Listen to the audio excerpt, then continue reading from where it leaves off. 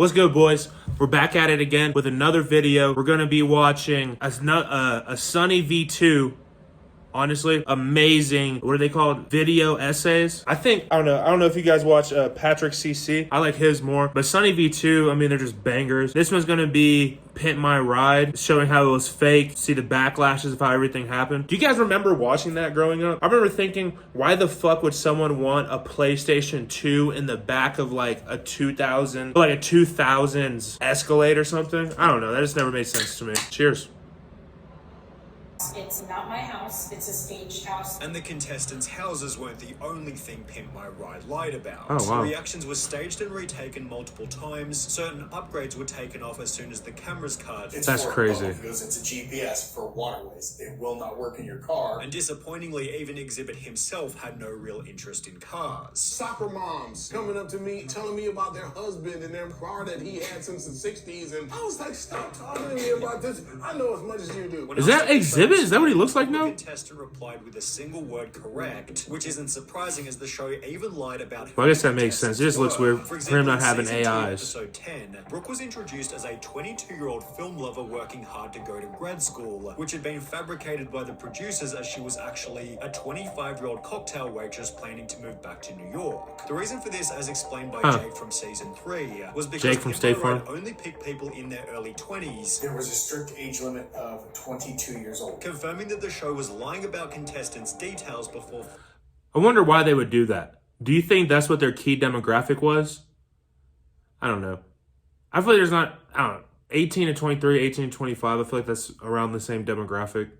Filming had even started. In the first 30 seconds of each episode, Xibit emphasizes that each contestant doesn't know they're about to get picked. He has no idea. I'm about to pimp his ride. Yet this was strange as the contestant. Also, Pimp My Ride is a crazy title. Makes it seem like you're almost Uber. Blacked out, as if they didn't want cameras seeing inside. Well, it turns out Brooke, the supposed 22-year-old film lover, had been pre-selected by a friend to appear on the show, and as a result, she'd stay when Xibit showed up at my house to tell me I'd been chosen, not a surprise. What was a surprise was when the producers made me react and then react again to Xibit showing up, finally coercing me into doing a cartwheel, and she wasn't the only contestant who'd had this experience. I wonder how Xibit was during all that. Like, I wonder if he was like, oh man, we gotta retake it. And they post you on how to say it and what to say. Is that a snake? Anything like that. The show didn't have an actual script, but they did steer the dialogue in a direction that they wanted. So like all reality If they said something TV? they liked, they would have me repeat it over and over on camera. This had been commented by Seth, who appeared in season 5, who was also well aware that Xibit was coming to his house, stating, "They told me I was in the running for my own episode, but it was between me and 2 other people. When I was sitting in the house waiting for a knock at the door, they said that it was either going to be Xibit or a producer telling me I didn't win." Didn't make the surprise genuine. Why would they have a producer saying, hey buddy, you didn't make it. My condolences.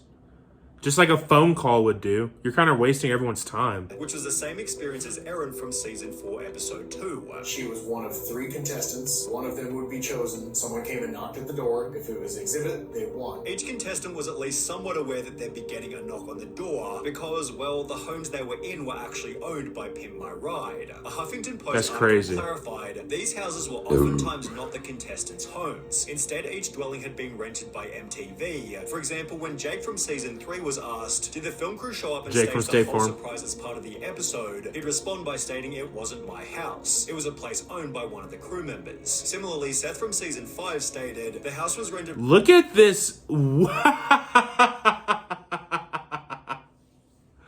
Bro looks like mixed, like racially ambiguous, maybe Samoan, hipster Dr. Egg from Sonic. Look at this fella. Look at this lip ring. I wonder if that's real. I wonder if it's real and he took it out. He still has that hole. And who told him to get these glasses? See, I wear glasses. You know, and they're not, I have a big head. They're not, they're not too small for me. Get it together, brother.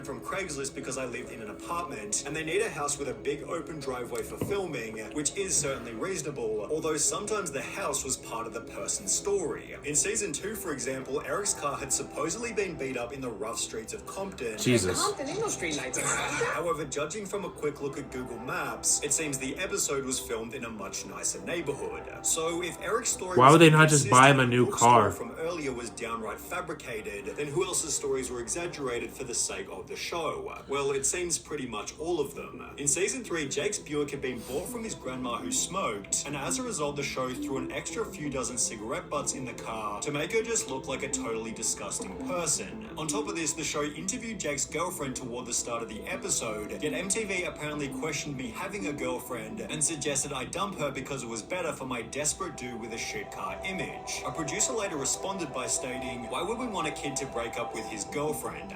That does seem a little extreme. That does seem a little... But, like, some of these cars, why would you just not make an entire show about buying them a car and, like, what it's doing for them? I don't know. Pimp My Ride never made sense to me as a kid. So Like I while Jake's said. claim about his girlfriend was somewhat questionable, the cigarette story was confirmed by Seth, who had a similar experience. "I know I'm fat, but they went the extra mile to make me look extra fat by telling the world that I kept candy all over my seat and floor just in case I got hungry." However, it seems the fakest story was Justin's in season 6. His front bumper had supposedly fallen off in a car crash. Here is the result of a 3-car pileup right here. 3-car pileup and that's all your car looks like? You kind of got lucky, bud. On TV, he said his RAV4 was involved in a 3-car crash. Pimping out a RAV4 is absolutely nefarious. The same user then clarified, what he told me was that MTV suggested to him that he and his friend should do more damage to the car, which was confirmed by Justin himself, who'd add, "Yes, they removed my front bumper, used aircraft remover, and enhanced the dent on the side of my car." Whilst introducing the episode, Justin stated, One of my crazy ex-girlfriends actually threw nail polish on my hood. although when he was asked why are all your ex-girlfriends so angry, Justin revealed it was just something I made up, while Erin from season 4 was also encouraged to make her car look bad. They asked to leave trash in the car. We went to In-N-Out, and so they told me to leave it in the cup holder, so I did. It seems the only real part of the show's intro was Xibit's improvised dialogue, Because it wasn't scripted. I could say whatever I want to say. and when Xibit That is drove pretty the cool. car to the shop, Exhibit did actually take the cars and drive them away, with the exception of a few that were too broken down, and then they made it look like he did. although this segment created even How does he know that? problems. Most people believe that PMR takes the car and gives it back in like a week or something. That's what I thought was going to happen too, but in actuality they took my car for roughly 7 months, being a massive inconvenience for some of the show's Yeah, this was before So Uber. they make it look like they're moving really, really fast, but in reality,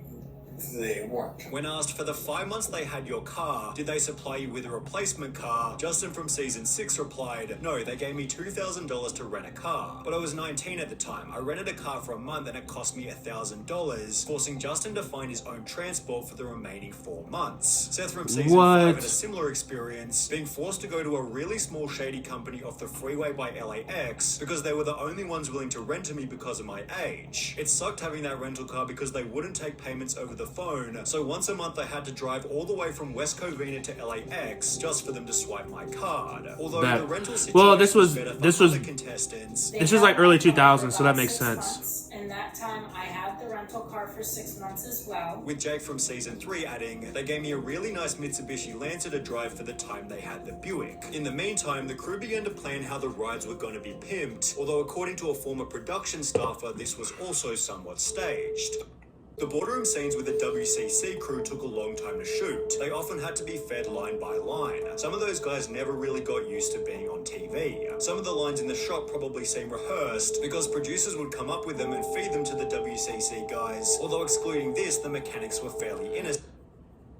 That's prime early 2000s. That is prime early 2000s. He's like, do you guys ever play Nintendo DS? And like the one that's like on the side of the DS and you have to use the stylus like this? He looks like the lead singer to one of those bands, you know? And he has like the fingerless gloves. Is that nail polish? Oh man, that guy fucks.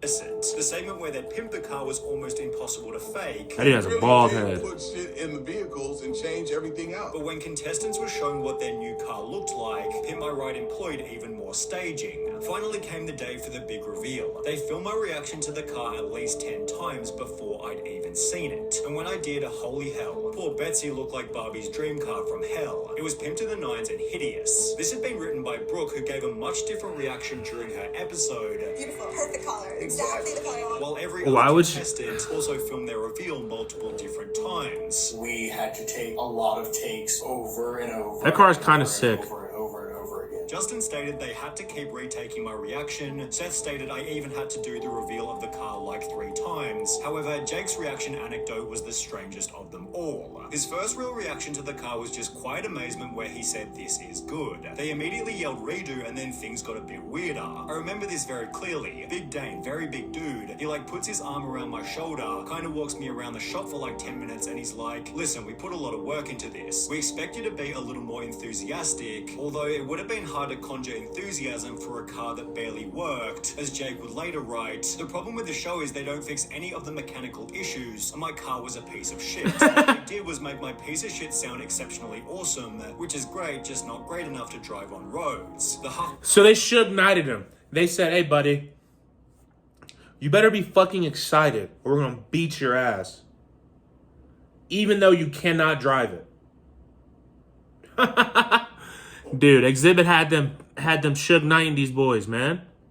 Post article expanded on this by stating the car needed a muffler, and so a fake exhaust pipe was installed to make it seem as if that's what the car was supposed to sound like, even though it was just a lack of a muffler, while Exhibit brought up a much more dangerous incident. There was an instance where one of the cars wasn't Those fixed chains are too correctly, big. and long story short, this kid was driving this vehicle that was supposed to be like damn near brand new, and the steering wheel came off when he was driving it. It's therefore no surprise that the production staff has said, "I can say that the cars often weren't fully ready when we shot the reveal.